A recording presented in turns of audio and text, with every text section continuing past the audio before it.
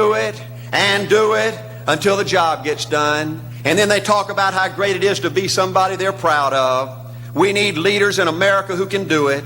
If you want to become somebody, do it. If you want to go in business for yourself, do it. If you want to become financially independent, do it. I hear too much talk in these United States. Everybody can talk a good game. We need people in America who can do it. I go all over this country with A.O. Williams, and I have people say, Art, you can count on me. Wonderful. Just do it. Art, I guarantee you this is my last stop. I'm going to win now. Super duper. Just do it. Art, if I could just have one good month and get the ball going, I know I could make it big. Super. Just do it. Art, if I could just pay off this debt, I could really go. Great. Just do it. Art, if I could just sell my house. Do it. But houses ain't selling. Do it anyway. Art, I'm not making any money. What can I do? You just do it. Do what, Art? You do it and do it and do it. Art, I guarantee I'm going to win this contest. Super duper. Just do it. Art, I'm over the hump now. Watch my smoke. Great. Just do it. Art, I want to make it so bad I can taste it. What I do? You just do it. Art, I'm a vice president now. Can I quit doing it? No. Art, I don't know if I can keep on keeping on. I'm really hurting. What I do? You just do it. Do what, Art? You do it and do it and do it. Art, all my life I wanted to be somebody important. Well, what do it then? Art, I'm going to save money so I don't have to go through this again. Great. Just do it. Art, I don't feel like I've had enough training. What I do? You just do it. Art, my manager don't give me no help. What I do? You just do it. Art, you don't understand. I was Mr. Everything at my former company. You don't mean I have to start off down at the bottom and do it, do you? Yep, you really got to do it. Art, what's the primary difference between winners and losers? The winners do it. They do it and do it and do it and do it until the job gets done. And then they talk about how great it is to finally have achieved something unique, and how glad they are that they didn't quit like everybody else, and how wonderful it is to finally be somebody they're proud of and make a difference with their life. Thank you.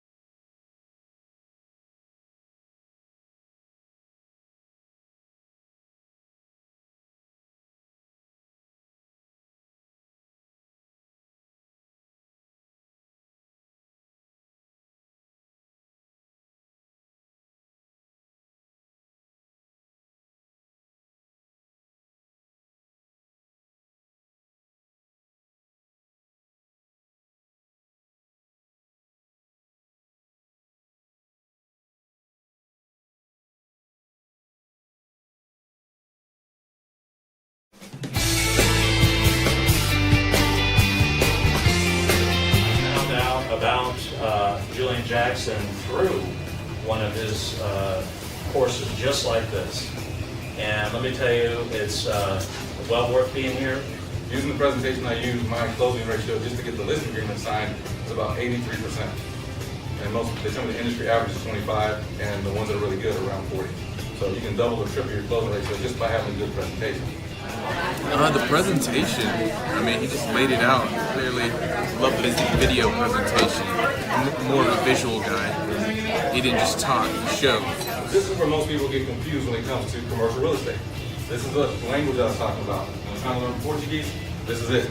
Most people can't figure out this concept, and because they can't, it's really hard to speak the right language when you're in front of a commercial client. But modified or gross modified, basically everything is covered. So the easiest way to talk about this is just using something you're familiar with, right? Everybody's familiar with principal, interest, tax, and insurance, right? What about homeowners association or condo association? We're all familiar with that, right? I think it's a great start to get into commercial leasing for a new realtor, or even an experienced one who hasn't dealt with commercial leasing at all. When it comes to commercial real estate with Julian Jackson, he is going to take you from step A to step Z.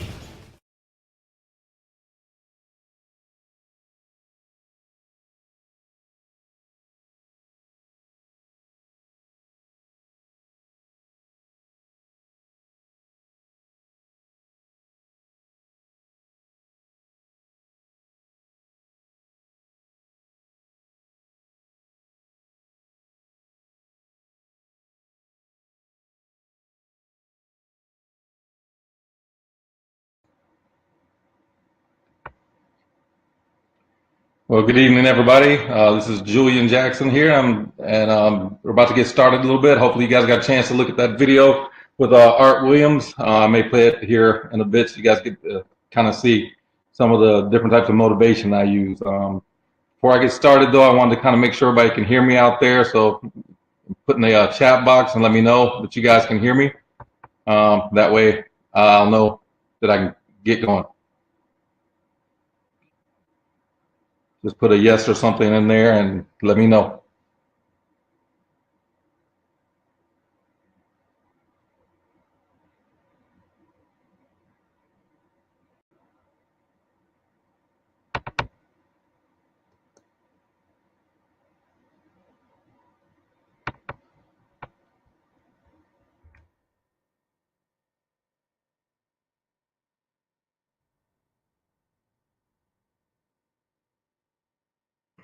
Okay, awesome. I got a couple of yeses there. Welcome. Before we get started, though, I'd kind of like to find out where you guys are from, and just so you kind of know where I get the title, America's Honest Real Estate Coach. It's basically because I pretty much tell it like it is. I've had brokers approach me from different areas and kind of let me know that my style's kind of different from theirs, and a lot of times what they're doing is trying to hide a lot of the information, hide the ball, whereas I kind of pretty much share everything. Some things they don't necessarily want me to share, and I'll get into more about my story later on. But if you guys don't mind typing in the chat box, where are you guys from?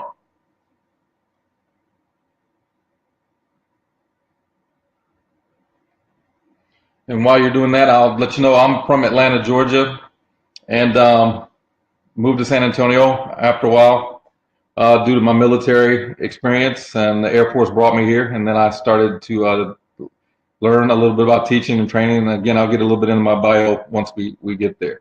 There's a little bit of something I say here about I'm not here to teach, actually I'm here to teach, not preach. The main reason I say that is because a lot of times I've gotten in front of big groups of people who say I do a really good job training, but then the brokers or the owners of a lot of these real estate companies will come up and say to me, can you do something a little bit more motivating when you're up there? And I start laughing because I'm thinking, you know, typically what I've heard from them afterwards was that the students would say, could you do your training a little bit more like Coach JJ? You know, he brings certain types of materials that we can actually learn from, that we can watch, we look at, and it's great getting that motivational stuff, but we're not really learning anything. So I kind of call that the shotgun approach. Basically, you know, you pull out a shotgun, you shoot it up there. There's no real target. And as the old saying I heard years ago was, you know, basically, you know, if you're aiming at nothing, you'll hit it every time. So for me, I try to be a little bit more focused. My background being an instructor pilot in the Army, and as a pilot, you know, I always try to make sure I did everything in a way in which it wouldn't cost, you know, me my life or my passenger's life. So you don't have a second chance to get it right the first time when you're flying. And so I kind of write my checklist that way. I do my training that way. And you'll also see that a lot of my slides, I know most people put together slides with a lot of pictures and they try to talk around the story. But if you really wanted some good content, you'd have to basically record them and then listen to it over and over to figure out what content is going to make a difference. But me, I'm not going to preach to you guys tonight. I'm going to basically be straightforward, and you're going to get all the content right in front of you. And with that, I'll get going. But I see you guys are from primarily from San Antonio and Houston. So welcome, everybody.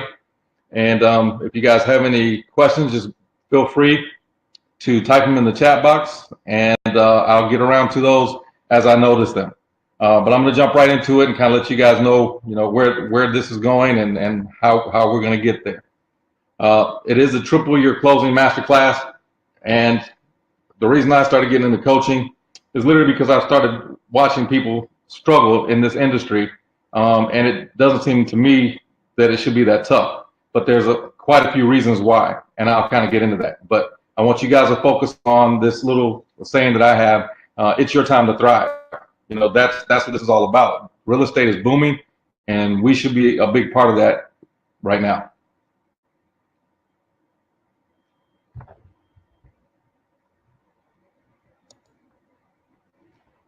All right, so I'm sure a few of you are wondering, how can I get more organized? How do I get more sales? What am I doing wrong? And can I earn 6 figures or more in this business? These were the same types of questions I was getting, 12 years ago when I was on the mortgage side of the business. And I started noticing a lot of it had to do with no one was actually giving anyone any real instruction.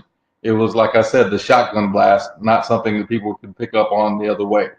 And now, today, I'm seeing the exact same thing. It doesn't seem to have changed in 12 years of being in this industry. And it's funny to me because the requirements are tougher because you have so much more to deal with, like Facebook, internet, digital marketing, all these different techniques that most people don't know a whole lot about. So how many of you guys out there want to learn a good bit about Facebook and all the different things you can do with it to increase your lead count and some of the things that actually matter more than getting leads? If you guys are interested in that, type yes in the chat box for me. But I will tell you this, here's what a broker told me in the area. He told me he would pay me not to share all the information in my coaching program because he felt like it would create competition for him if they knew the stuff that I was willing to share. The reason why is because I blended my information systems degree, psychology degree, law degree, techniques I've kind of perfected with the zero defect management style as an instructor pilot. So I try to come up with something that's a bit more ethical when it comes to marketing techniques that actually convert prospects to leads, leads to clients, and clients to closings in the form of an instructional checklist. This broker's exact words to me were, this is not a checklist, it's an operations manual, and you can't share that with every agent. So my thought process was exactly the opposite. You know what? If that's how you feel, then probably I should share it with everybody, because I think instead of people being competitive and thinking to themselves, well, you know what? There's not enough pie for everybody. That's a competitive mindset. To me, if you want to be a winner, then you absolutely have to think about the fact that you're the one that's creating this. You're not competing. You create a bigger pie. And if you can create a bigger pie, you make a bigger pie, then everybody's going to succeed. And that's basically the way I look at it. You can feed more people yourself. Now, just imagine if you could generate leads from, a certain segment of a population that's untapped and super grateful to you. You could set an appointment with leads eager to become your clients. You had a strategy to get clients to sign agreements to work with you over 80% of the time. Or if you had an operations manual and basically set up a website to host everything so you could get this all done flawlessly. So you don't have to imagine that anymore, because today I'm going to share my secret listing strategy and a hosting website on this master class. You're going to get an actual demonstration of exactly what I do, how I do it, and how it can help you. And if you stay to the end, you'll get the free download for Facebook digital farming checklist. Basically, you want to start spending a lot more time doing videos, because I think that's where a lot of people miss out. As I mentioned, I have graduated law school. There's a few other things that I've done, but I say this not to impress you, but to impress upon you that I do have what it takes to teach you and get you to that next level. I just found out as of today that I was in the top producers in South Texas for our brokerage, doing just under $1 million in real estate in October. So I didn't even really put the things together until about August or September, just using some of these techniques. I've been spending a lot of time mentoring and helping other folks out, but I just wanted to show some of the folks I was mentoring that asked, well, if you did actually get into real estate, could you make these things you talk about work? So I decided to do it for a month and a half, just to show folks that, yeah, the techniques I talk about work, and that was the result. Almost $1 million worth of real estate sold in literally less than 6 weeks. So it can be done, and these techniques are how you want to do it. I've trained quite a few students. Matter of fact, the first agent that I mentored in the summer of 2016 started with me on her first day. And today she closed between 1 and 3 houses every month and is showing her clients $1.9 million listings. How many people out there would want to be showing $2 million listings in the next 6 months or so? Is that something of interest to you? Type that in the chat box and let me know.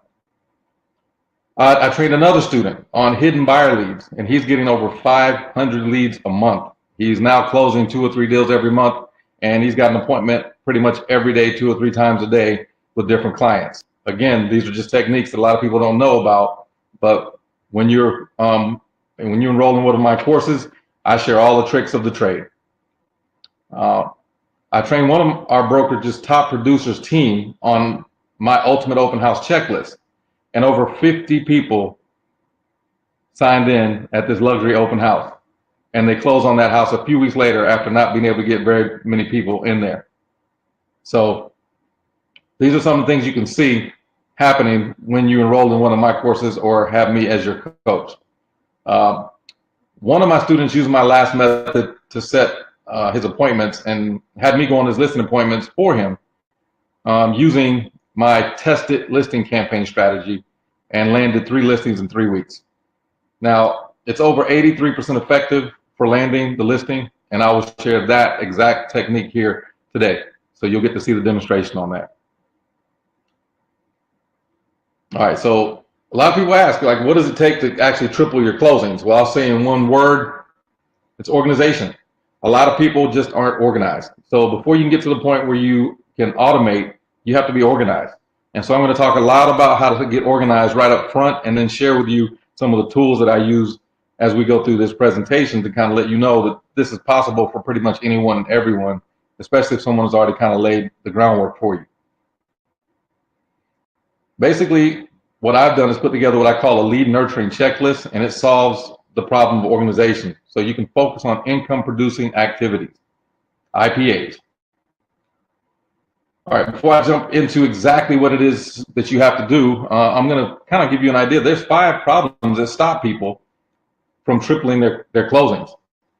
The first one is not understanding the 3 Ps philosophy. There's certain things that you got to understand when it comes to your time that you have to do the right way and in the right increments, or you're not going to do well. Or not knowing pipeline terminology. I've talked to several people in the industry, and a lot of them talk about leads and clients in a way in which you can't tell which is which. And I kind of laugh because it's kind of like the car business, and you hear the word lead and you think of something totally different than what we do in the real estate industry. Or not implementing the last method, and I'll get to that. That's one of my techniques that I use. Or not applying the ABCDs of lead to client conversion and negotiation. Or not tracking the information from start to finish, and I call that lead evolution math. Again, this is all in the form of a checklist that looks more and operates more like a manual. So problem number 1, not understanding the 3 Ps of real estate success. Where do you spend your time, and where should you? Well, this is what it looks like. If you want to think about the 3 Ps, it's prospecting, presentation, and paperwork. 2 of those don't really help you. 1 for sure is just a distraction. So when you're prospecting, you're thinking about marketing. It's non-income producing unless you're actually marketing to get leads for a team. Now, presentations, that's the income producing activity. And then the paperwork, I call that a distraction. A lot of people get started in this business and they're afraid to get a transaction coordinator because they think it's going to cost them too much money. A lot of times it's a $400 fee, but that makes me laugh because I remember one person said, well, it's only an $80,000 house, and I'm going to get maybe, after $2,400 after the broker takes their commission, I'm going to maybe end up with about $1,600. I give up $1,400, and all I'm going to have left is $1,200. And my only question to them was, is that the only house you're going to be selling this year? And if that's the case, well, then yeah, you should probably go ahead and keep that money and do the work yourself. But if you're trying to become a 6-figure income earner in the real estate business, you're going to have to let go of some of those duties and let that paperwork go. A transaction coordinator only gets paid when you close a deal. So you almost want to start off immediately knowing exactly what the transaction coordinator is going to do for you so you can focus on the income producing activities, which is presentations. I've seen people spend their first 12 to 24 months doing non-income producing activities more than income producing. And you'll notice I'm very big on numbers here in a second, and maybe a little bit overkill, but that's what I do. I always try to tell people, never confuse motion with action. It's like being that hamster on the hamster wheel. And when you think about it, that hamster's going nowhere. But when you're doing something that's involving action, you're getting results. That's really the bottom line. And if you're going after certain goals, that's the proof. When you see that you're going after these goals and it starts to happen for you, That's exactly the difference. So if you want to figure out how not to become or not to triple your closings, then spend 45 to 47.5% of your time trying to learn how to prospect. You know, always looking for the next best lead generation training. I've seen a lot of people do that. They go to every training that's available, and after they've done that, they don't implement anything, because trying to prospect, trying to get Facebook leads, trying to figure out all these different mechanisms for calling people and talking to people, they're all great, but there's a better way. In order for you to do really good with prospecting, and especially if it's some type of digital marketing that everyone's into today, you know, you're gonna have to spend about 15 hours a week, and that's if you're tech savvy, understand algorithms, analytics, split testing, Facebook ad campaigns, Facebook ads managers, and you can do data entry like a speed demon. Is that anybody out there? Can you guys do that? So if any of you guys can do that and you're that good at marketing, let me know, because I have a marketing manager that's really good. She can probably do 10 times the amount of work I can when it comes to marketing. And if you guys are faster than her, then maybe I'll let you guys join up and maybe she can use your help, because anyone that's really good at marketing, that's probably where you should spend your time, especially if you understand these type of things. I understand them pretty well. I just can't do them very fast and go out and meet clients at the same time. Also, you'll hear prospecting using the old school lead generation techniques, you know, paying for leads and getting nothing out of them, doing the door knocking, calling expireds, talking to more people, asking for referrals. Yeah, all of that works. It's just not the best use of your time. There's no way you're going to be a six-figure agent using these old school lead generation techniques. Is that anybody you know? Hopefully not you, but if it is, we're going to take care of that here today. Here's also something that you might see people do that costs them from being a six-figure agent or tripling their closings. They spend 5 or 10% of their time, sometimes less, meeting new clients.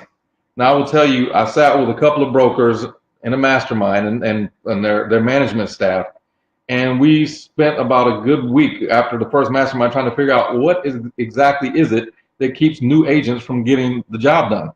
Well, I finally came back with an answer, and I think everybody in the room agreed. I said it's stage fright. It's like, you know, you're an actor and you get on stage in a play or something, and you're afraid you're not going to remember your lines. And so people are worried they won't be perfect, and the client will see inside their soul and not want to work with them. So that's something we have to kind of avoid. And last but not least, as I mentioned, paperwork here. You spend 45 to 47% of your time believing you must do the paperwork, and your broker actually puts pressure on you to do it to ensure you get paid. Now, how do you want to triple your closings? Well, you got to have stage fright and do it anyway. You're going to know you're going to meet people in the beginning and you don't or won't have a clue. So what? It's only failing if you stop trying. Otherwise, you either succeed or you learn a lesson that will help you with future clients. I always think about failing forward. That way, you're always getting something done while you're trying to learn this new lesson. The biggest reason why people have sales or stage fright is they try to push themselves or their service and not their team. You really have to think about it. Who are all your partners in this industry? You know, if you have lenders, you got title companies, you have all these folks that are more than willing to help you in any and every way they can.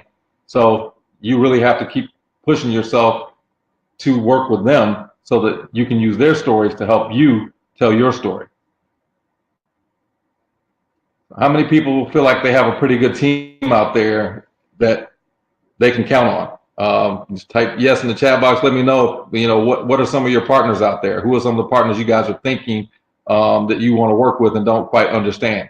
Like maybe some of your lenders or your inspection companies, warranty companies. How many of you guys have actually went out there and got them to come and do a briefing or some type of training or walk you through some of these different things? Just name some of those different organizations out there.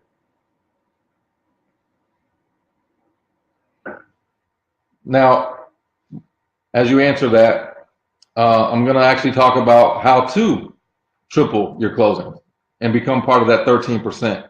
Because if you didn't know it, there's like 87% of agents in real estate give up on this business within the first 2 to 3 years. Some don't renew their license. and after some renew it the first time, they feel like I should have this figured out, and then after that year they realize they still haven't, so they just completely give up. If you want to be part of the 13%, you have to, like I said, spend 80 to 90% of your time doing your presentations. That's meeting new clients over the phone and in person. The other 5 or 10% of the time is when you want to maybe manage the process for prospecting, create a system and then have someone else do it. And with your paperwork, obviously you got to get a transaction coordinator to do that for you. And I say that the easiest thing to do to make that all work for you is just use one of my checklists. I call the lead nurturing checklist, and the system that goes with it. And when you enroll in one of my courses, this is all the stuff. Like I said, I give it to you, all of it, and I hold back no secrets. Problem number 2 is not knowing the pipeline terminology. And I'll go through this quickly because I think once you get the gist of this, it's going to clear up a lot. If you're new in this industry, and some people have been around and not been able to triple their income, this becomes a big problem. I've heard stories. I was just talking to one of my mentees earlier this week, and they were talking about how one of their previous brokers would take leads from them, and they felt like it was kind of unfair that they would take those leads and give them to someone else. And I had to let them know, being the honest real estate coach that I am, that you're running a business. This isn't a W-2 employee shop where there's all these rules on equal opportunity. They're going to give it to their best closers, because if they don't give it to their best closers and they give a $500,000 lead to someone brand new, and that they don't feel that person's doing a good job of following up, they don't feel like that person's doing a good job of talking and converting, then of course, if you were in that broker's shoes, you would do the same thing. You're not going to give leads that you see are high quality leads and you don't feel like that person has an opportunity to do what they're supposed to do with it. So you got to understand the terminology. And when you go into brokerage, I think it's funny because a lot of times people hear like now hiring from a broker, and they think of it like a car dealership. And if a car dealer said now hiring, that means they got too many customers on the lot and they need people to greet them. In real estate, that's not what that means. So what is a real estate pipeline? A real estate agent pipeline refers to the process of campaigning for prospective buyers, sellers, landlords, or tenants. These are leads you're trying to capture and converting them into contracts that close, either now or in the future. And now and in the future are the 2 biggest things you got to take away from pipelines. Most people don't understand the pipeline concept. If you get the pipeline concept, then you're going to be very successful in real estate. What does that basically boil down to? Start determining the quality of lead while you're setting the appointments. This allows you to recognize through qualification by collecting their information and the stage of the pipeline there. What type of lead are they? Cold, warm, hot, or scorching hot? Cold leads are typically like those expired leads or picking up the phone book and just dialing for dollars. Warm leads, it's name dropping. You get someone's name and then you basically talk to that person and name drop that you were referred by someone else. At least they're expecting to hear from you. And then if it's a hot lead, then obviously that's someone that is in the market for a home, maybe someone you met in an open house. And scorching hot leads are the ones that are actually calling you. So to me, that's really what you want to do. Think about literally, how do you get your phone ringing? And I'm going to show you exactly how to get that done. Why is this important? Because it establishes your priorities. You got to understand the difference between a prospect and a lead and a customer versus a client. What a lead is not is a client that a broker has nurtured to go on an appointment to hand off to new agents because they have too many to handle themselves. That's actually a client. And if you understand that a lead and a client aren't the same thing in the real estate business, that kind of changes your perspective. A real estate prospect is a consumer that's in the market for a product or service. And real estate lead, it's a consumer that's in the market for a product or service you offer that gives you their contact information, name, phone number, email. That's not necessarily a client. Brokers typically give you leads, not clients, and not understanding the difference is what creates massive frustration to new agents. A customer can be either a prospect or a lead, and your real estate client is someone that is not represented by another realtor that meets you on an appointment or signs an agreement with you. You must work for these type of clients. Now, if you understand that, we can get into the lead nurturing process. And this is where I talk about the last method and where we're going to really jump in really deep on the presentation I used to convert over 83% of the people out there that when I go out and do listing presentations, and it's closer to 93% when I'm doing buyer rep presentations. If you're not implementing the last method, then you won't be able to generate massive amounts of leads to convert to appointments, to signatures, clients to closing. What I always tell people is just focus on the appointments and the signatures. When you think about that, you're basically taking the nurturing process. You're generating leads with campaigns, and you capture those leads. You convert those leads to appointments using the ABCDs, and you convert appointments to clients by getting signatures on contracts. And then you have to track all these transactions from lead to close to optimize and automate. This is what I call the last method. Leads, generate leads, set appointments, get signatures, and track the transactions. Now, what does that look like? Well, if you generate and capture and nurture leads, you're going to have, to get listings, you need a world-class listing presentation. FSBOs, I have what I call my free sign program and script. My ultimate open house technique, I use what I call a movie trailer technique.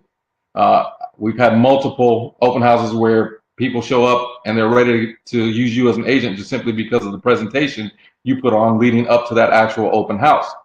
And then there's Facebook digital farming. You got to use video, get used to using video. I've had a lot of people say, I don't know if I want to, make videos of myself. Well, you kind of have to. You can't be shy and make it in this industry anymore without putting yourself out there and getting people to know you through video. And when you enroll in any of my courses, I give all of these things to you for part of that package, and I don't hold back. So when it comes to capturing leads, you got to remember a lead is a name, phone number, and email. You have to convert that person to a client, and you must have a strategy to capture that information. The next problem is not applying the ABCs to lead to client conversion. If you want to know how to get listings 80% of the time and buyers over 90% of the time, this is how you do it. As I mentioned, this is something definitely very technical, but as a mentor and when I'm training my mentees, I let them know up front, my biggest goal is to make sure that you don't have the same typical pitfalls that most brand new agents have in this industry by giving you some type of tools to help you, get by those things. And here's one of the very first things I talk about with ABCDs of appointment setting. I call it the informal presentation. But the first thing you got to do, the A, is answer the phone or ask, for the individual on the other end of the phone. If they can't answer, or if you can't answer, then call them back within 3 to 5 minutes. 80% of home searchers work with the first agent they talk to. And typically that's going to be 3 to 5 minutes. If it's any longer than that, they probably found someone else that's going to be out there to help them. If you don't answer, or correction, if they don't answer, then wait 2 minutes and call them again. What I've heard and what I found out is if, a lot of our phones have this do not disturb function on there, and a lot of times people don't want to be disturbed, but if you call them back within 2 minutes, it actually shows them the phone ringing the second time around. The other thing is you got to leave a voicemail. This is kind of getting into the drip campaign and follow-up. But the voicemail has to state something like, hey, first name, hey, Tom, I'm with SA Homes and Rentals, just got some info from you, and I had some questions about your requirements, so please call me back as soon as possible. And then you want to follow that up with a text. Now, what I found with text, most people, they try to surprise people with the text and then surprise them with a phone call. No, it should be kind of planned that you're intentionally trying to reach out to this person because you're planning to help them.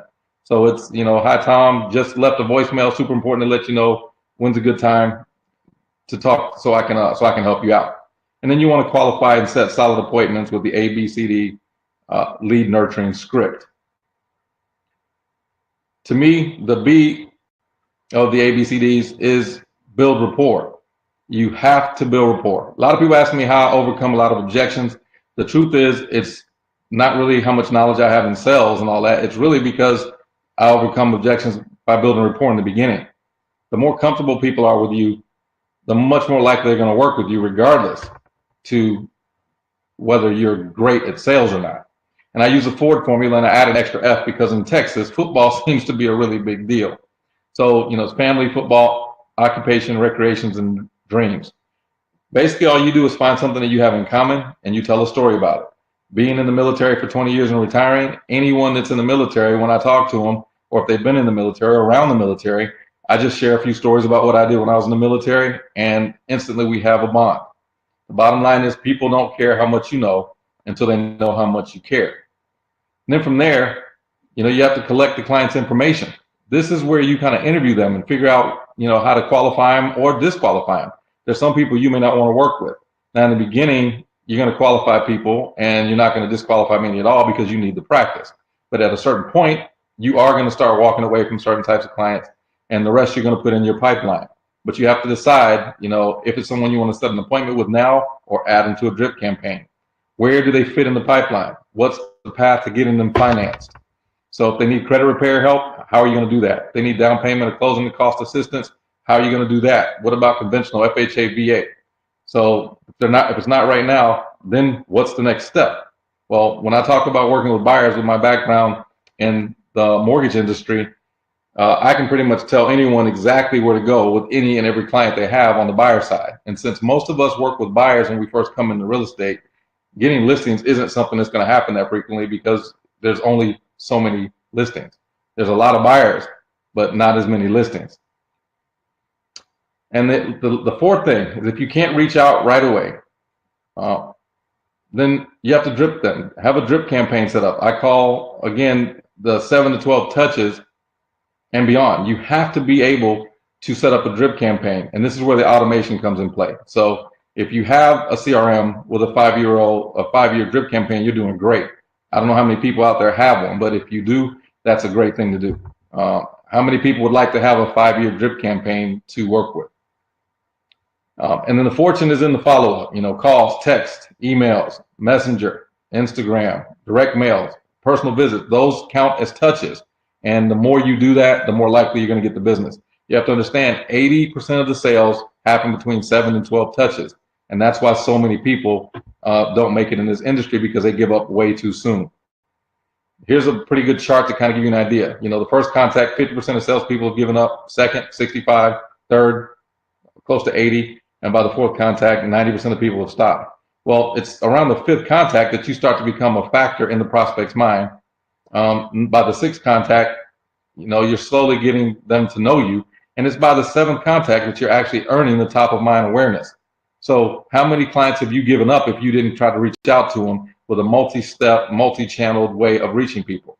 The system we work with in my brokerage is KV Core, and we actually set up, me and my marketing manager set up a 5-year marketing campaign that within the first 2 weeks, it reaches out 7 to 12 times between text, emails, phone calls, and all that. So you have all these different ways of getting out there and reaching folks, and it's really helpful. So has this been helpful for a few folks so far? Are you guys learning a lot from this?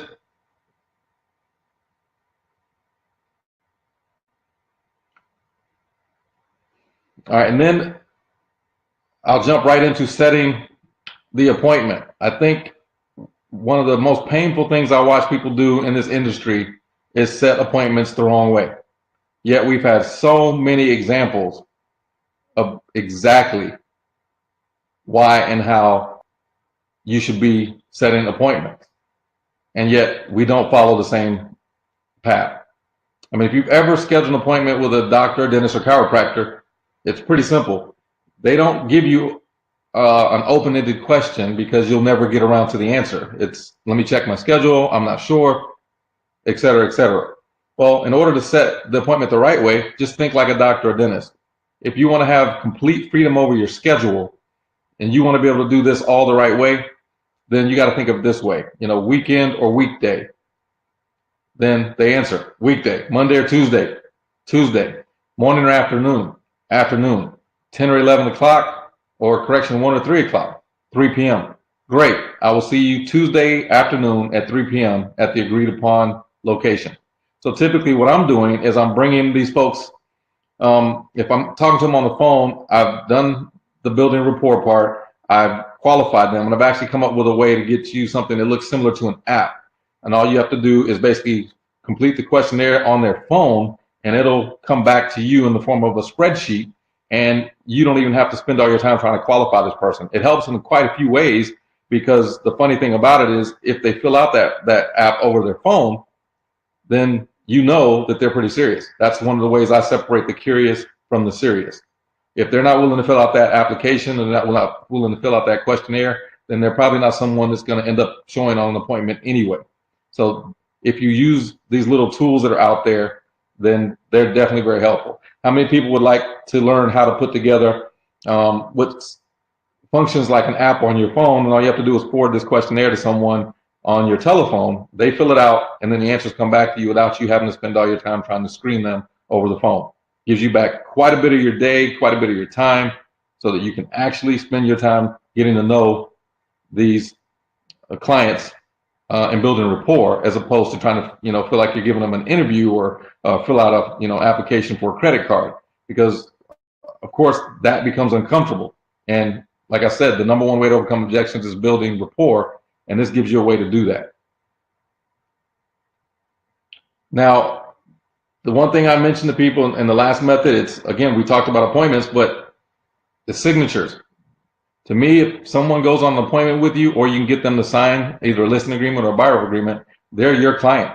And if they show up on the appointment and they haven't signed anything with you on the buyer side, then they're your client to lose. So you just have to think about, what are you doing in your formal presentation, and how does that look? Again, what I've done on the negotiation side, when people are worried about Zillow and all these other places that have talked about, coming in the real estate business and making real estate agents obsolete. Well, I found that the biggest reason why is you don't have a formal presentation. If you don't have a formal presentation, you can't compete with these guys. The bottom line is you must have some type of presentation, start with questions, and actually listen to what they're telling you, and then give them options to solve their problem. The number one problem they're having in their mind is locating a property. But I can tell you right now, if you spend most of your time trying to convince someone you can help them find property better than they can find it themselves in today's market, you're going to lose them. If you want to be able to compete with Zillow, Redfin, and some of these other companies that are coming out there and trying to share how much they can do to help clients, the only thing they're really doing is helping them locate. I've met several clients, they talk about location. I tell them from the beginning, my job is to help you locate, negotiate, facilitate, and educate. And then I give them a percentage. I tell them location, that's 80 to 90% you. Do drive-bys, do your due diligence, check out the schools. How far is it from where you work? Is this the place you want to be? And I've had people do those drive-bys and come back and go, no, we don't need to see the inside of that home. Save me a lot of drive time. I can typically show someone 5 homes, and within the 5th one, the first 5 homes, they're going to purchase, because I've had them go and do all the legwork first. And then I tell them negotiation. That's 90% me, 10% you. That's where I shine. If we need to talk about repairs, we need to come up with, what type of things you need to really look at. Who's the inspector going to be? Is it someone that's credible? Do you need to, look at other things like heating and HVAC? Does it need to be someone who's certified or not certified? These are the different things that you're going to show that you have a different skill set that they can't do on their own. They can absolutely locate a home on their own, but trying to negotiate and figure out what the repairs are like, or how to negotiate the original offer, that's something they may need your help with. So here's, again, I created a digital worksheet. Again, it functions like an app. And this is something that I share with any of the folks that enroll in my courses. And this is exactly what you want. But the third step is to facilitate. Again, this is 95% where we shine. You have an entire team. This is where you talk up your entire team. I am the conductor of an orchestra.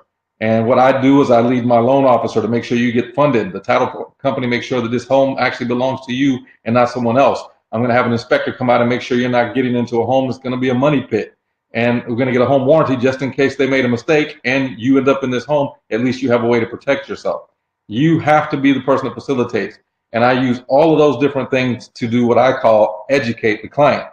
Now, in order to do that and do it consistently, you need to have a presentation. Trying to wing this and do this, different ways over and over, it's not the best way to do that. So I come up with a presentation, and you get to see literally exactly what I do to help get ready for my listing presentations and what I do when I'm on them. First thing I'll do is set up a website to host all my forums. I remember when I first started doing this, it was kind of funny because there was someone that was speaking in Spanish, and I didn't know how to speak Spanish. And so I'd already set up these forms and this entire package online. And this is where a lot of my mentors or mentees and coaching students come from. They see this package online, and once they see it, they don't want to work with anyone else because they've never seen it. The brokers have never seen it. And this is literally which is really funny because brokers have seen my checklist. They've never seen this website. And all I do is put together my checklist and the forms, and I use it to create my presentations. And when that person came in speaking Spanish, we had just had someone who had just gotten their license like the day or two prior and had never gone through any training yet. And they said, well, what do I need to do to be able to talk to them? I said, I don't know. Give me 5 minutes. We literally went and printed this entire presentation. They went in there with the client, and I told them what language to use, how to use it. And when they did that, the client just signed the dotted line, and they were like, wow, that was simple. But that's the difference between having a presentation and knowing how to have it in a format that's easily usable. And that's the organization part that I talk about. So you set up your website, to host the forms. I use 2 net sheets when I do my test it campaign, and then I give them 3 options. And I talk about a 23-step strategic marketing plan. Then I use language like, when you sign with me, this is what I'm going to do for you. When you sign with me, this is what I'm going to do for you. And then you got to practice, practice, practice. All right. So with that, I'm going to jump right into this presentation.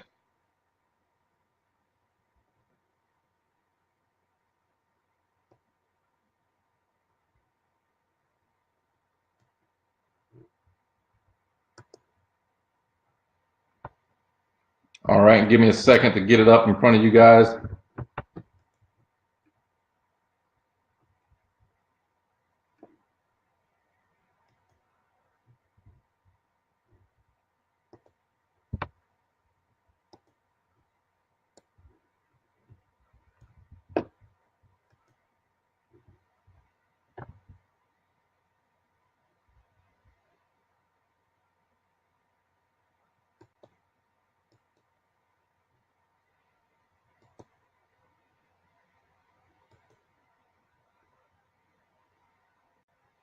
All right, so now you should be looking at my real estate lead listing checklist.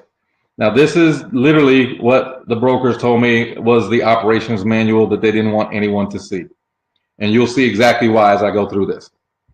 It goes through the ABCs, and it's in the order of lead generation, setting the appointment, getting the signatures, and then tracking the transactions.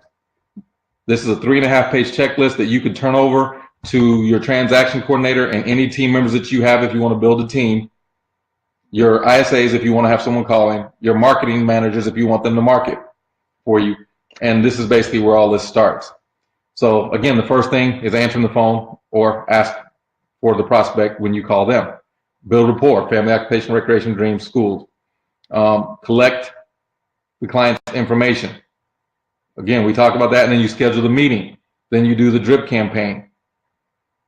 If it's a solid prospect, I start a folder using this checklist and a form to document their information. Or now that I have the app, I just fill it out after I get that information from them.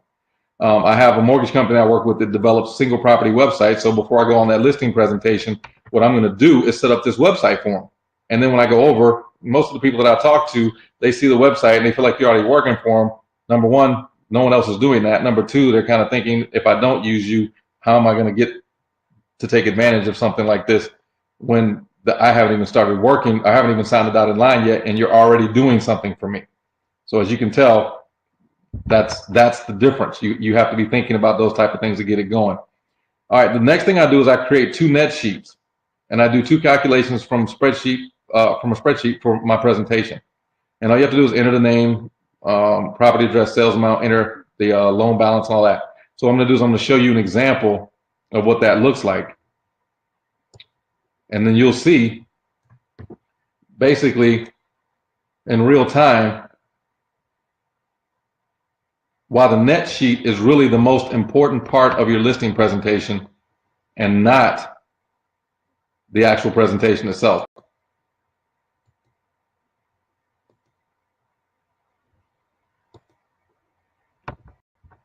All right, so if you look at this form, this is the difference maker. The first thing I look at is the sales price. So I don't know what the sales price is on this particular home, which tells me right off the bat, if I were to look at my checklist, one of the first things it says is I need to calculate the value of the home. Okay, so I'm looking at this checklist and I'm not sure what to do next. It says sales price. Well, how am I going to figure out the sales price? Well, as a real estate agent, you have to come up with a CMA, comparative market analysis. I ask people all the time. They have some of these fancy little forms that they, or buttons they push on an app, and they come out with an actual CMA. And I go, so how are you going to explain that to your client if they have questions? They don't know what to say. Well, I always tell them the A in the CMA is you. You have to analyze this, make sure that the numbers that you're telling them actually make sense. It's not a matter of whether they're accurate or not. Do they make sense? If you can't explain that, then of course you're going to lose these clients. So if I have to fill in this blank, with a number, I have to first go and do a CMA. And in order to do that, there's a couple of tools I'm going to have to use. I will show you here. Basically, once again, give me a second. I'll bring this up.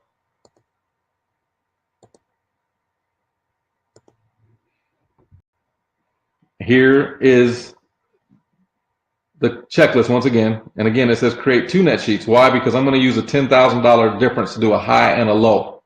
And then as you see here, it says create and compare data from 3 CMA sources to complete your net sheet. So the first one I do comes from the CRS, which is when you log into the MLS, and that's here in San Antonio.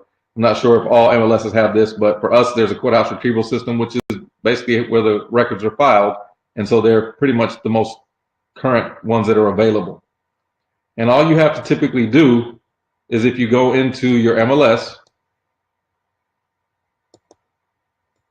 see if I'm still active on this thing. Okay, you go in MLS and then you click courthouse retrieval system, at least for us here in San Antonio. And then you click on street, and I'll bring this over so you guys can see it.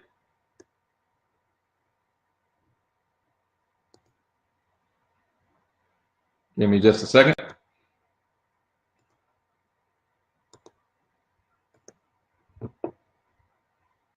All right, and this is basically where you go to the CRS on your MLS, and for us, it's just a matter of typing in, you click the button up here that says street, and then you type in the street address.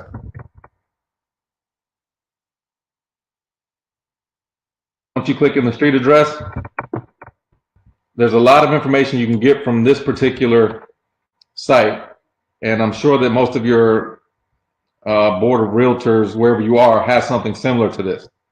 But you can literally go into this tool, and this is a property report. You just basically click on it, and it's going to print it out. It gives you the legal description, the subdivision it's in, how many square feet, all of the stuff that you need to fill out the listing agreement and or the contract.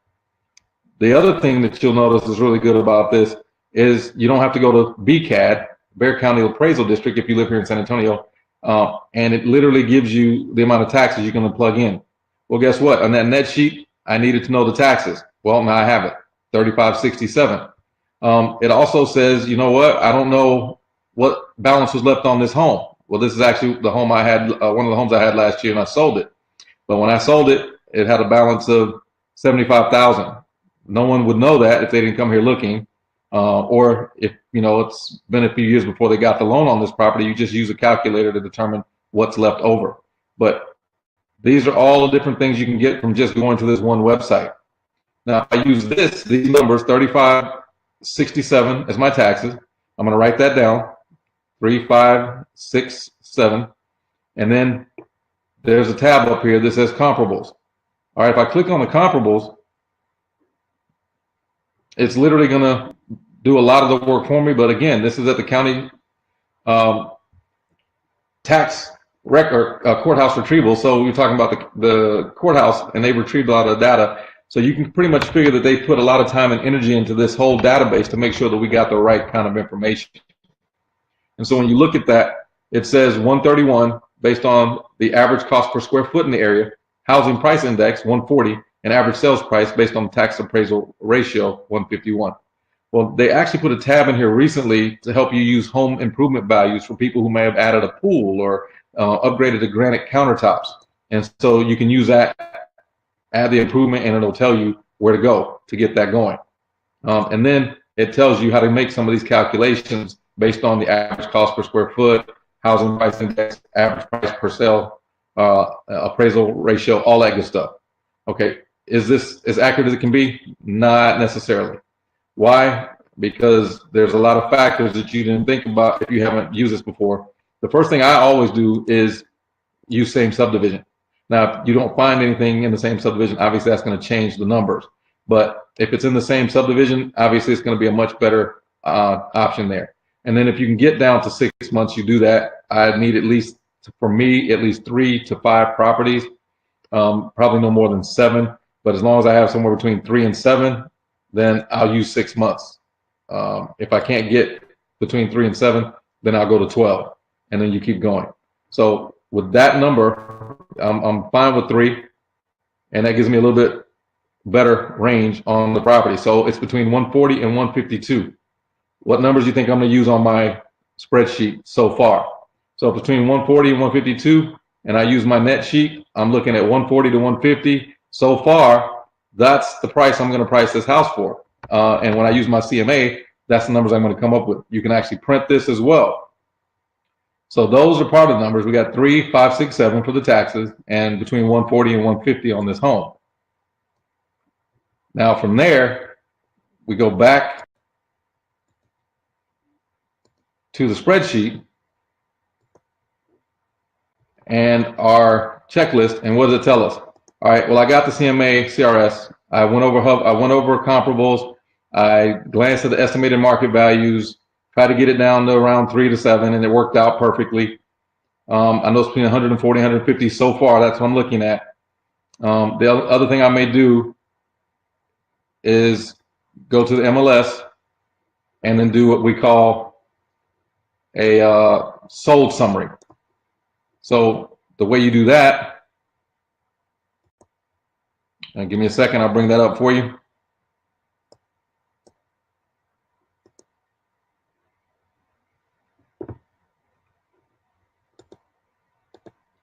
All right, so we do a sold summary.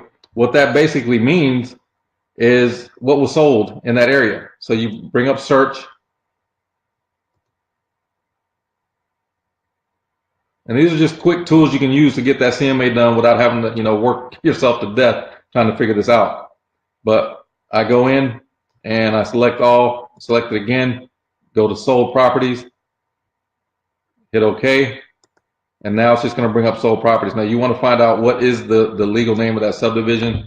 Maybe Stable, I believe it's Stablewood. And if you're not sure about the rest, you just click on the little magnifying glass.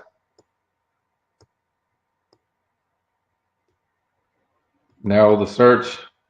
All right, Stablewood Farms, I believe this is the right one. Now, once again, I don't want to go more than 6 months unless I get way too many properties or too little. And then I click OK. And I hit count. I got 9. That's a little bit too many, but I'm going to go with that for now, just to kind of give you an example of how this works. And then you can look at these properties between 114 and 189. And all you got to do is go here where it says one line summary and hit CMA summary. Now all I do is look at these numbers. The high is 189, the low is 135. These are the ones that matter the most to me, 167 to 165.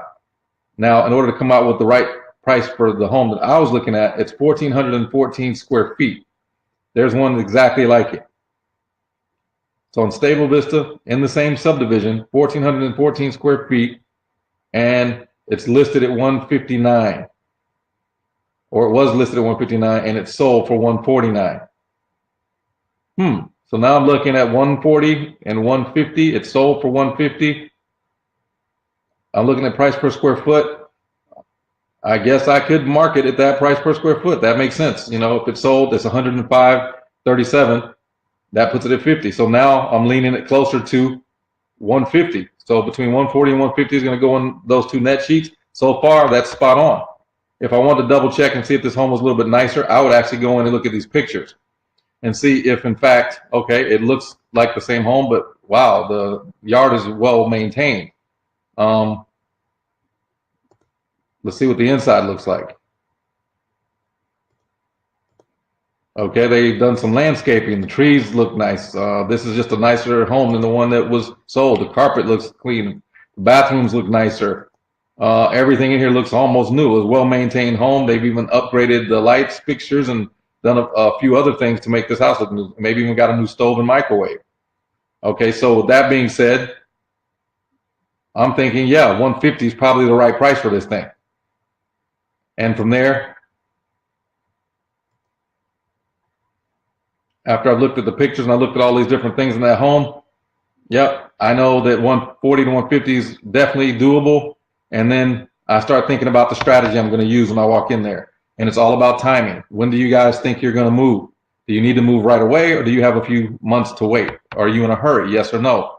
And if they tell me, no, not really in a hurry, then it's like, well, you know, we can price this a little bit higher. And then some of them say, well, I was looking for a little bit more money than that. That's where the net sheets start to come into play.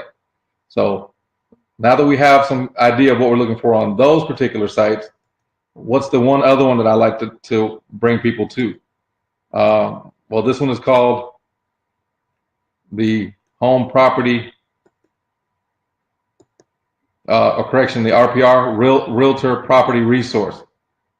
So not very many people take advantage of this, but I'm going to give you guys a look at this so you can kind of see what it does for you. So give me a second here.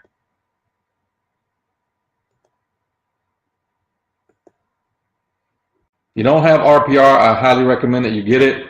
But basically, they brand it. Once you upload your logo and all that, they put your information on here. And then I want to know what this report is.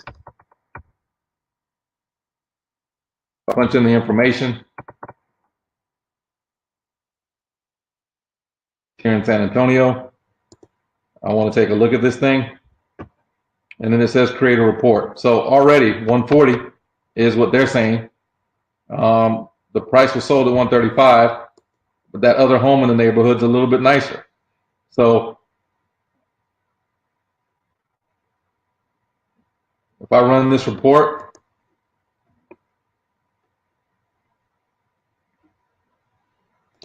actually this one may take a little too long, so I'm going to go to the mini property report. This one's like 75 pages. The mini property report is about 10 to 12. So is this helpful for anybody out there? You guys learning a lot from just seeing this example? And it says it takes anywhere from 2 or 3 minutes. Hopefully it doesn't take that long because of I went for a smaller one. So it's being generated.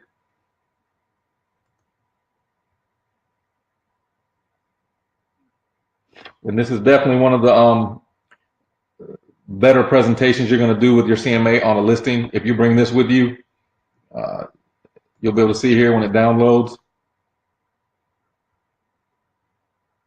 Okay, so this is what your mini property report looks like if you use RPR's app. It has all your information branded on there. And then you can explain to your client what's going on when you talk about the CMA and what you value their home. First off, it gives you a disclaimer so you're not trying to convince them that you're the professional. If they really want to know the actual price of their home, they have to get it appraised. You're just giving an estimate so you can help them either sell it faster or get them the amount of money they're looking for. And so it says 127 to 153. We already know there's a property that I think would be closer to 150 that is in a lot better shape. So maybe 140 is not a bad estimated value here. But I'm still going to use 140 to 150 with the presentation that I bring in if I'm going to try to list this home. And they go through and gives you all these facts on the home, all these different pictures on the place. It looks pretty nice.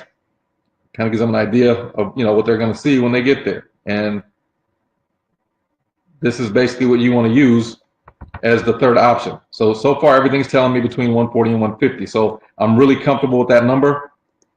And now I'm ready to finish my net sheet. So let me get back to the net sheet. And I'll bring that up here in just a second.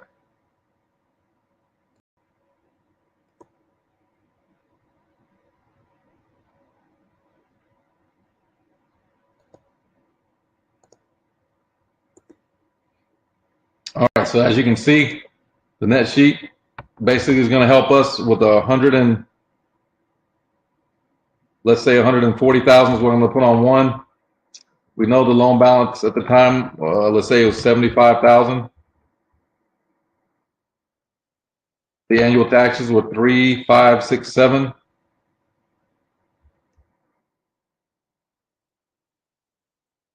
And now the calculation's been done for me. I look at this and it kind of gives me an idea of what the seller should be getting back. All right, looks like the spreadsheet's not calculated on Google Sheets, but we know, well, maybe I need to put 140,000 in there. See if that makes a difference. Oh, there you go.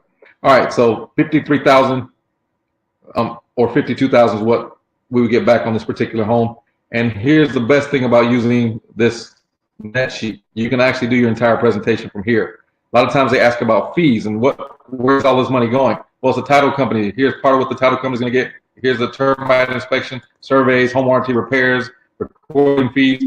And then anyone ever asks you anything about, your fee as a broker, that's what's going to the brokers overall. But if they ask, it's, hey, this is going to feed 4 families. And when people hear that, a lot of times they kind of stop asking about where does all this money go? You're getting a whole lot of money for listing my home. No, it feeds 4 families. 2 different brokers and 2 different agents typically are going to get fed off of this $8,000. And this is how we make a living. So that's one way to overcome that objection. But again, if you build rapport, it's a lot easier to say this and even say it with a smile on your face. So that's basically how I start the conversation. I walk in and I just say, hey, is this going to be enough money? Is this what you were looking for to get back on the sale of your home? If they say, that's actually not bad, then from there, hey, then it'll sell a lot faster at this price. If I do another net sheet, it's going to be about 10 grand more than this. They're going to get back 63,000. Then that's when I use test the campaign. They go, we really have a lot of time, and we were hoping to get a little bit more out of the house than that. It's like, okay, then here's what we can do. We don't want to put any days on the market, so why don't we just test it? What's your number? If they don't say something completely outrageous, in this particular case, 160, 165, I would say, you know what, give it a shot. Let's try it for about 8 weeks. And I have what I call my 8-week revolving strategic marketing plan, where if after 4 weeks we're not getting what we want to see, we knock it down by 10 grand. And at the next second 4 weeks, if we're not getting any offers or anything on the home, then let's knock it down by 5 and put it around 150, which is definitely going to be competitive in this market. That's my tested campaign without getting into too much detail, but that literally will land you over 83% of the clients that you work with in this industry. All right, so like I said, that's the most important part about working this checklist. And I can walk you through the entire thing and show you the entire presentation and the skills that you need to do that. I'll get to the presentation part, just kind of give you a little quick sample, and then we'll continue on. And I'll wrap this thing up. But basically, like I said, that's the tested campaign. That's how it works. I will jump into a little bit, like I said, about the presentation itself. There's certain things you have to say throughout the conversation, like when you sign with me, I'll do this for you. When you sign with me, I'll do that for you. And you talk about your 23-step marketing campaign. Again, when you enroll in any of my courses, these are the type of checklists you're going to get to help you all the way through the entire process. Now, one of the biggest problems I see with people, even after they've done all the presentations and learned all these different things, they're just not tracking the 5 C's of the lead pipeline. So they try to generate leads and they don't know what happens with them after they track them. So if you've ever heard of Einstein's theory of relativity, E equals MC squared, I came up with my theory. It's lead evolution, and it's lead evolution equals MC to the 5th power. And that's how you come up with a predictable pipeline. So what does all that look like? All right, well, first off, you got to have the lead generation marketing strategies. That's the M, marketing. Marketing is all about the campaigns you're going to run, whether it's Facebook, open houses, farming, seminars, referrals, and the return on your investment. Targeting certain types of audiences, the budget, split testing, beta testing, how much are you going to automate, and then you have to track this entire process. All right, so what are you looking at tracking? Capturing the name, phone numbers, and emails. How are you converting? Appointments, informal presentations, questionnaires. What about clients and the formal presentation I just shared with you? Contracts, written, and how well do you negotiate? Because if you negotiate, the better you negotiate, the more likely you are to get more of these contracts signed. And then closed transactions. Well, how well do you manage this process? How good are you at the negotiation and the facilitation? Who are your partners? Are they going to make sure that these deals get done? Because if you don't have a really good team, obviously this could be a problem when it comes down to this process. Now, this is where I started looking at the math and realizing that this is what differentiates you from anyone and everyone else. And when you enroll in one of my courses, you automatically get this lead tracking and generation system that helps you use reverse engineering to help you figure out exactly how many clients you need to have in order to make this happen. So basically, you have to look at it from the closings that you have. So if we do 6 in a month, I start on with the closings that we got 6. I know that 90% of the time that once you get a contract written, it's going to close, and that's pretty much standard in the industry. So now we go to the beginning. You capture X amount of leads, 100. Okay. Out of that, how many can you convert to appointments? 30. Now, if you had better statistics from a different lead source, that might be different. Like open houses are going to get me a much better conversion rate than Facebook leads or leads I get online, or especially Zillow Premier Agent leads. From there, I know if I talk to 30 people, I'm going to convert over 80% of the time. Using the strategy I just showed you with listings, you're going to get over 80% of the listings. The industry average is between 25 and 50, or correction, 25 and 40%, and 40s for the ones that are really good at listings.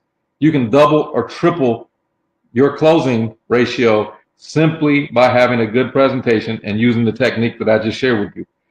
That tested campaign is 83% effective. And the one thing I realize when I do my presentations is I'm not spending all my time in there talking about me and my brokerage, how much we closed in X amount of dollars and how many homes and how good I am at this or how good I am at that. It's really about my client. Is this the number that you guys want? Is this number you want to work with? And then from there, I know that my numbers are going to pan out like this because I do my presentation exactly the same way, and I have been doing it this way for 5 years. So once you get the number of clients, that's 24. How many contracts are going to get written? Probably 7. That means they got approved and they found the house. Okay, we can't really dictate out of the 24 people that decided to be our clients how many are going to close that month, but we do know that it's around 30%. And then how many of those are actually going to close? You know, sometimes things happen where they back out. So for me, I pretty much know that if I get 7 contracts written, 6 of them are going to close. This is for every campaign that we did. You know, if I go back to the other slide, like I said, Facebook, open houses, farming, seminars, referrals. So we may get 100 leads with all these different ways of bringing leads in. And then that's what the numbers look like. Like I said, for open houses, it's going to be way better than that. The conversion ratio between leads and converting the appointments is just way higher, usually closer to 60 to 80% for me. So with that being said, I could probably do less open houses and get better quality leads. And that's what you got to think about. You should also track and analyze each campaign separately. And that's how you determine whether you have a quality or quantity or competency challenge. If the leads are high quality, then obviously, like I said, open houses, you're going to convert higher. If it's a quantity problem because you can generate a lot, then you just keep filtering through till you get to the ones that are in a position to buy, and then you nurture the other ones. Look at this particular scenario. We closed 6 homes in that 1 month, but 24 clients. That means what happened with the other 18? Okay, well, they didn't close this month. They're going to close next month, the month after, or the month after that. That's a big deal. What is your nurturing plan? So if you're not keeping up with your numbers, this is never going to be your problem because you're never going to be thinking about your nurturing plan. You're just thinking, I want the low-hanging fruit, and I'm going to take, whoever comes along and is ready to do something with me right now. They automatically know me, like me, trust me. And I've already shared that it's 7 to 12 touches before people actually get to the point where they know you, like you, trust you. So you have to keep that drip campaign going and use a nurturing plan. And the best thing you can do to figure out what help you need the most is by tracking this entire process. So again, if you you have to inspect what you expect. So the solution to all this is my lead nurturing checklist. Several brokers saw, like I said before, and told me this is more like an operations manual. To me, listings are the best way to triple your closings. There really isn't a better way that I know of. And so tonight I'm going to open up the vault on how I triple my closings and give you a chance to get the results of my best students. I was offered somewhere between $2,000 and $5,000 from different brokers to license this course, but I want to give every agent a chance to use it. And that's basically why I'm opening up this course. So if you want to generate over 100 leads a month, maximize your appointment setting, and free up your schedule to work on your time and not, work like an employee, convert these leads into listing clients over 83% of the time, and optimize the system with a tracking formula to increase production every month, then this is what I'm offering. It's an 8-week roadmap to triple your commissions and triple your closings with listings. It's all about the knowledge, systems, processes, and coaching that can help turn your real estate business into a booming success. As I promised, there's a free download here for you, and it's going to talk about how to create videos in Facebook to help you get that out. And it's just a file that I set up for everyone, and I'll put it here in the chat box. You guys have that offer available to you.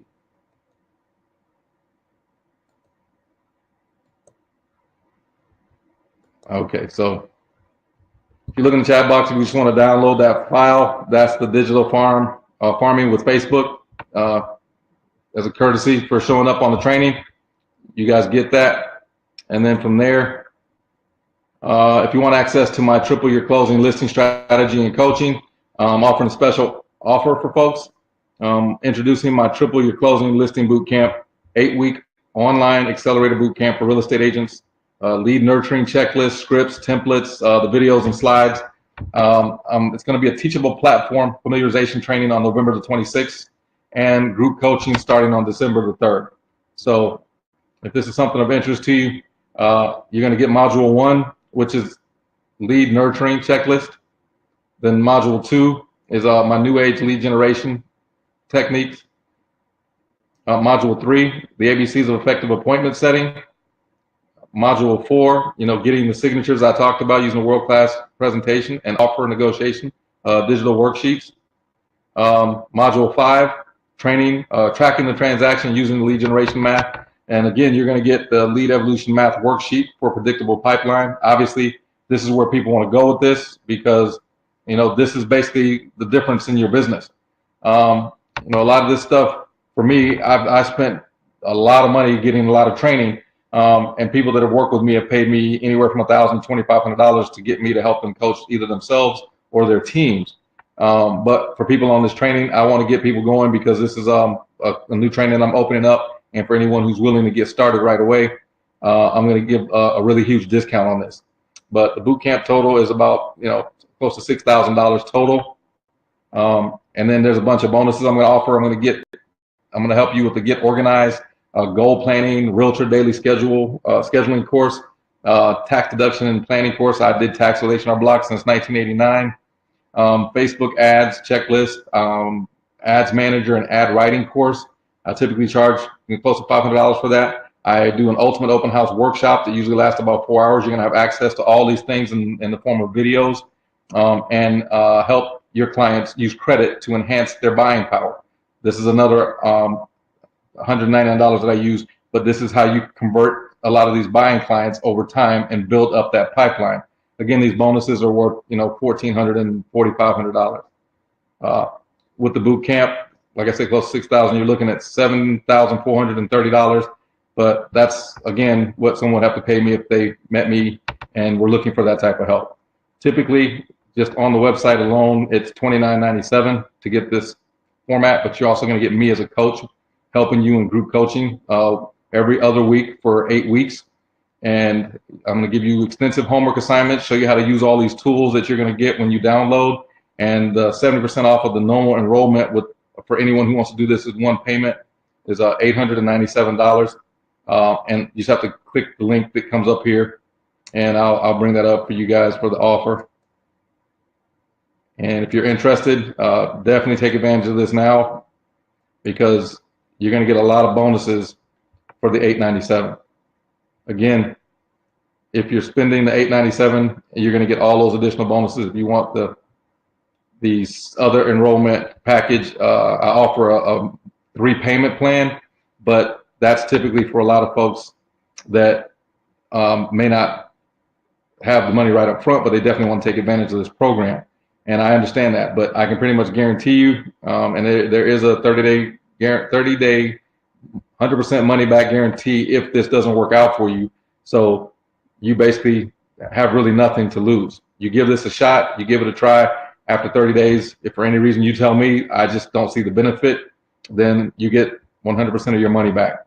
Again, this is training that I charge probably triple this amount for in any other circumstance, but I need to get a few folks going with this training, give me some feedback and definitely some good positive testimonials. And from there, if you just enroll, then I'll know that this is something that you're interested in. If you do want to take advantage of the 3-payment plan, then basically it's $367, but no bonuses. And so if you're interested in that, just let me know. I can get that up in the chat.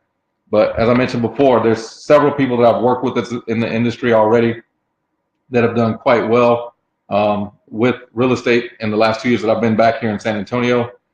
Additionally, I put together courses and training usually once or twice every month where you can come out and see either commercial listing commercial leasing. And I spend about an hour sharing with you how you can get better at commercial leasing and not miss out on those payments. There's also how you can do the ultimate open house. And like I said, I've had as many as 50+ people show up to open houses in a 3-hour time frame, and homes typically sell within 2 weeks after the open houses that we do. As I mentioned, one of my students literally, after 3 weeks of doing listing training with me, got 3 listings in 3 weeks, and he ended up selling one of those listings for the actual asking price in 40 days when 2 other realtors tried for 2 years to sell that house and couldn't sell it for even a lower price. So there's just certain things you can do if you price it right, you market it right. The Facebook strategy that I use, the 23 steps in my marketing plan for listings, is something that most people haven't seen. It's a lot of digital marketing, using text, using the telephone, using the internet, using Facebook, using YouTube.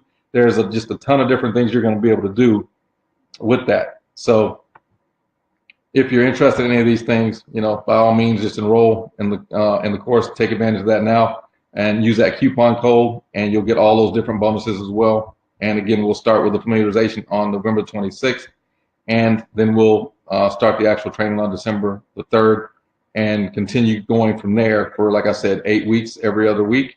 And any questions you have access to me. Now, again, if you're interested in the coupon code for the 3 payment plan, I'm going to go ahead and put that up for you here. And if that's something of interest to you, just enroll in and take advantage of the 3 monthly payment plan monthly option.